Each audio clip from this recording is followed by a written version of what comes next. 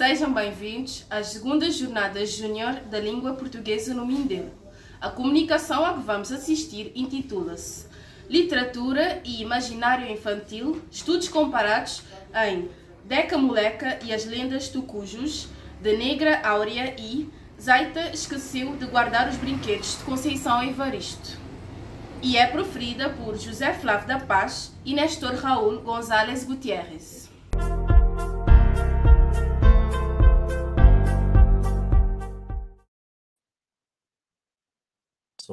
Eu sou o José Flávio da Paz, sou professor da Universidade Federal de Rondônia,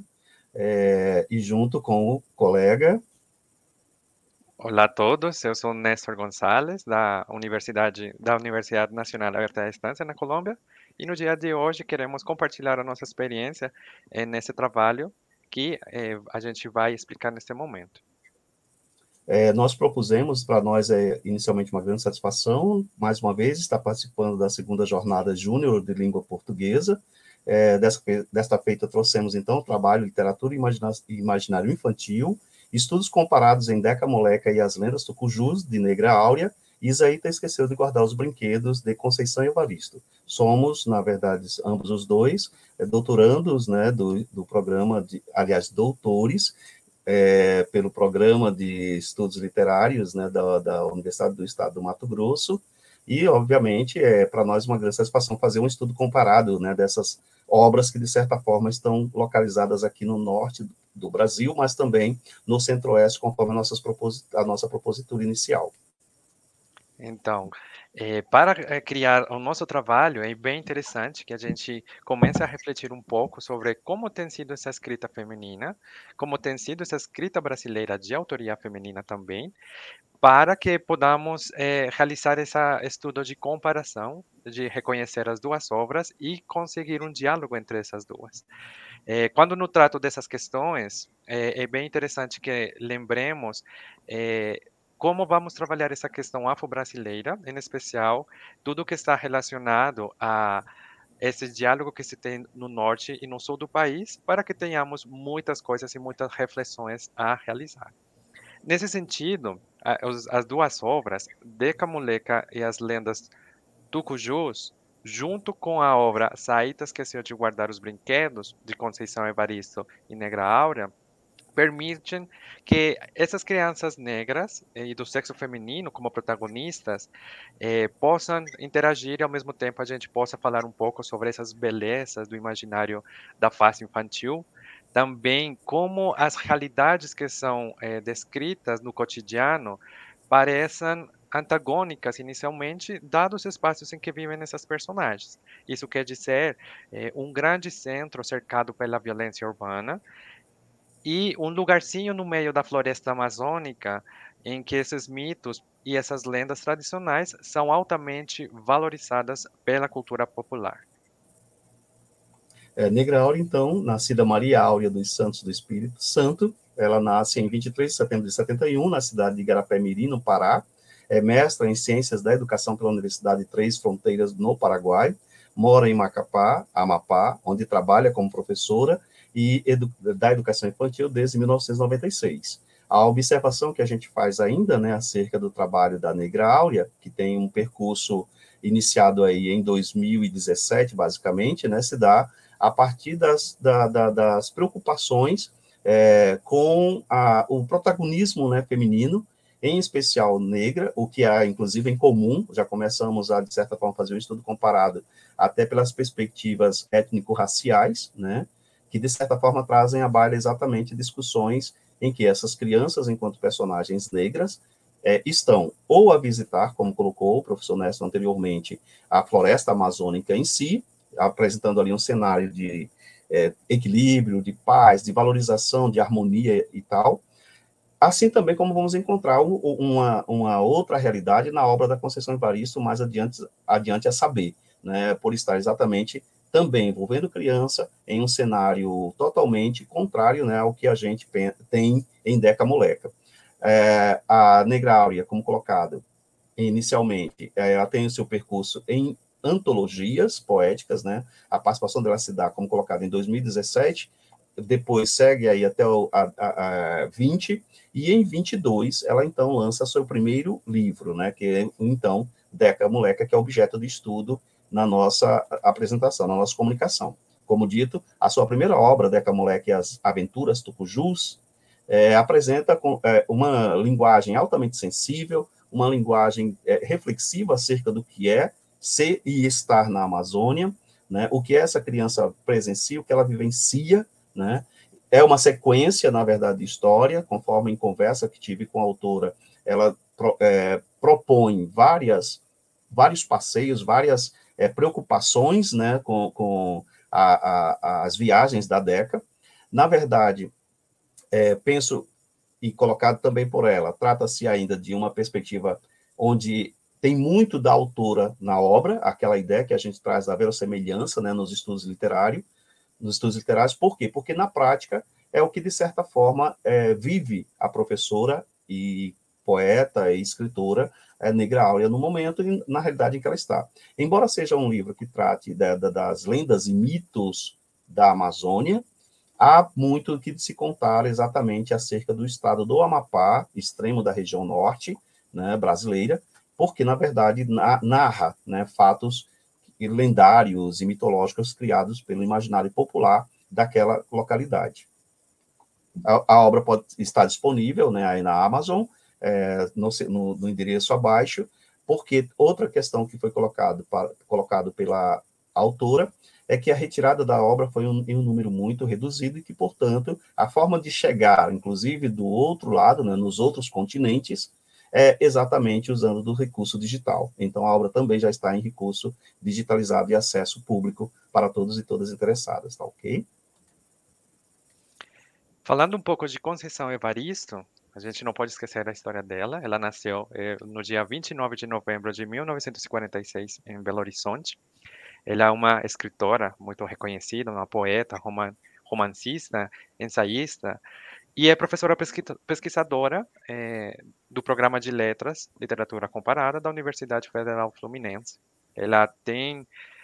trabalhado muito com o tema da mulher, com o tema da relação dessa mulher com a sociedade. E, além disso, ela foi ganhadora do Prêmio Jabuti de Literatura no ano 2015. E ela sempre está, uma vez mais, narrando essas histórias, narrando também, ela é uma precursora também da literatura negra no Brasil, e é assim como a gente encontra na tela os principais produções que ela tem realizado no romance, nos poemas, nos contos, e é bem interessante lembrar que a gente teve a oportunidade de estar no lançamento do livro Olhos d'Água, em que ela faz uma coletânea desses contos e lembrando que o conto que a gente traz no dia de hoje, Saíta esqueceu de guardar os brinquedos, ele foi anteriormente publicado nos Cadernos Negros, mas ele entra novamente nessa coletânea de Olhos d'Água.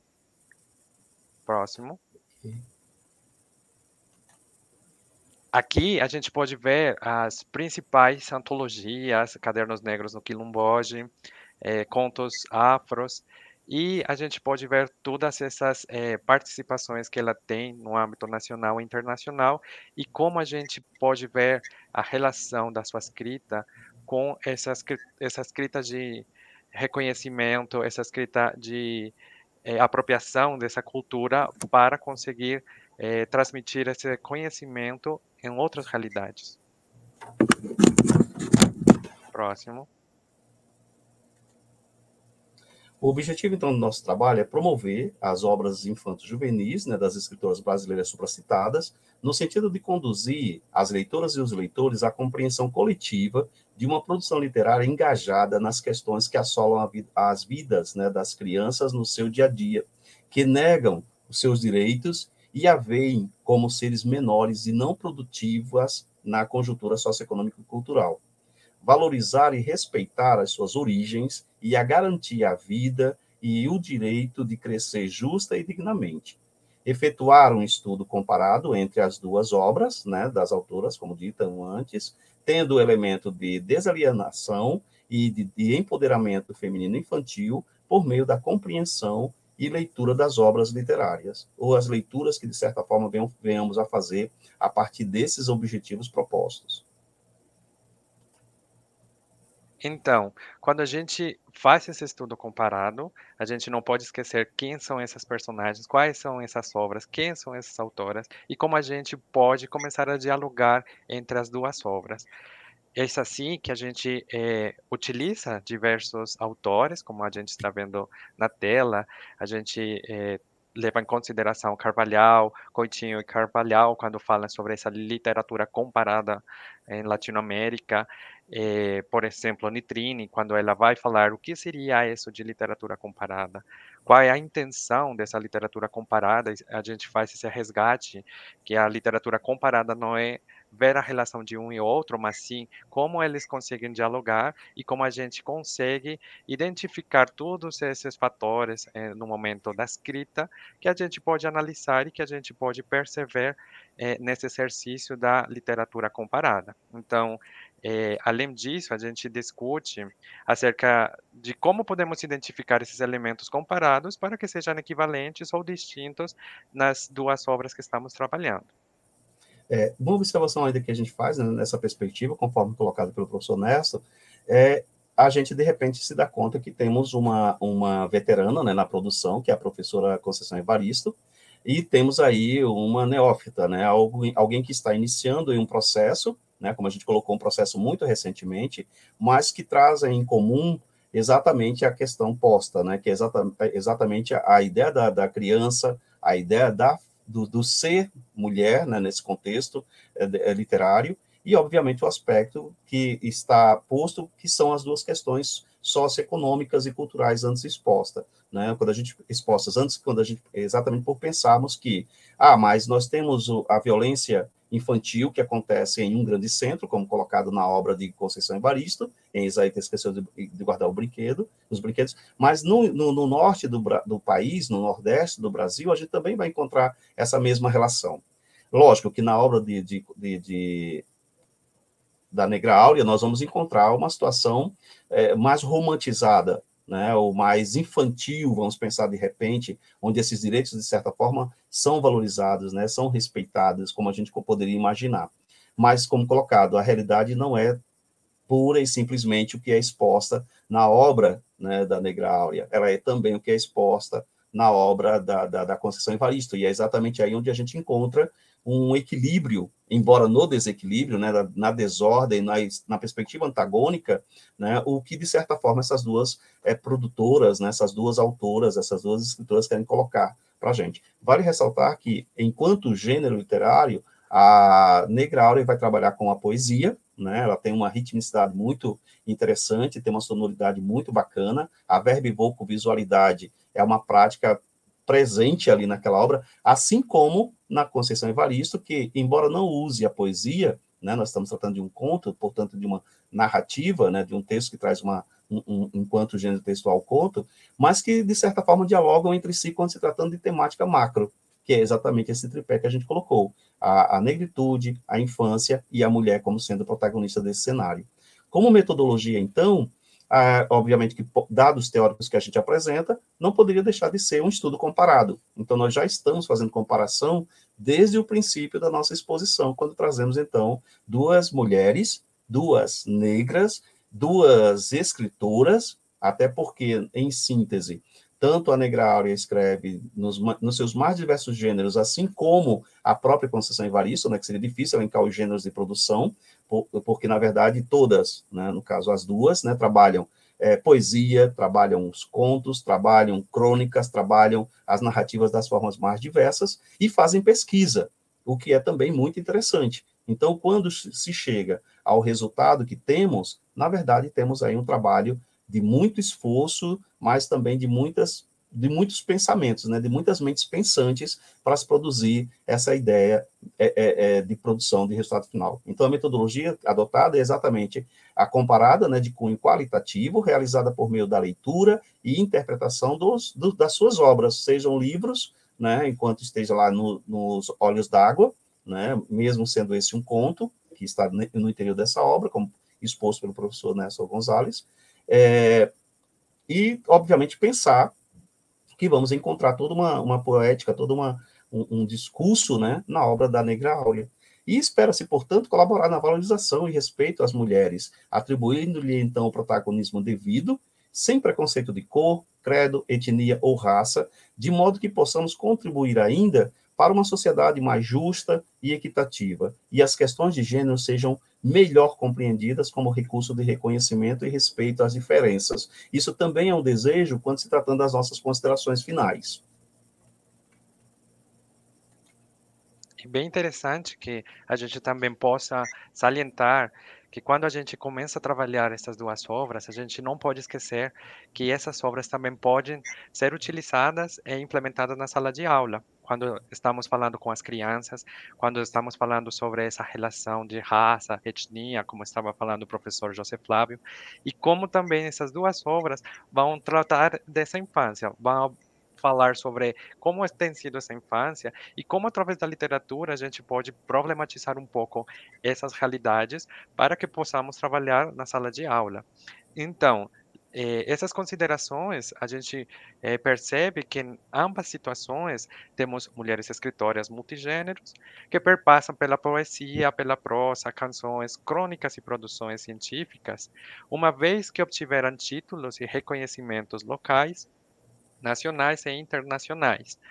Uma com mais ou outra com menos percurso e visibilidade, mas que se assemelham em suas preocupações e perspectivas literárias, tendo como temas as causas que envolvem essa rotina da mulher, em que está inserida essa mulher, essa criança, essa infância, e ao mesmo tempo essa invisibilidade social que tem sido criada através do tempo, objetivando o protagonismo e esse reconhecimento dessa capacidade de construir sua própria história. Então, uma vez mais, como através dessa narrativa ou através desse eu lírico, a gente começa a reconhecer essa relação de essas personagens e como a gente consegue dialogar entre essas duas realidades segundo as duas obras que a gente está analisando. Apresentamos, então, as nossas referências, né, de pesquisas, né, que podem ser depois constatadas pelos colegas. Agradecemos a oportunidade e esperamos estar, então, na próxima, né, no caso, as terceiras jornadas Júnior de Língua Portuguesa. Obrigado, aqui do Brasil. Muito obrigado a vocês pela atenção e a gente está sempre disponível para alguma pergunta, alguma dúvida e para continuar participando com todos vocês. Muito obrigado. Até porque, desculpa a intervenção, né, professor Ness, até porque a gravação ficará disponível no YouTube, né, então a gente terá maior satisfação, né, de poder, de certa forma, acompanhar o que está sendo tratado mais adiante. Muito obrigado a todos, todas, todos. Muito obrigado e até mais.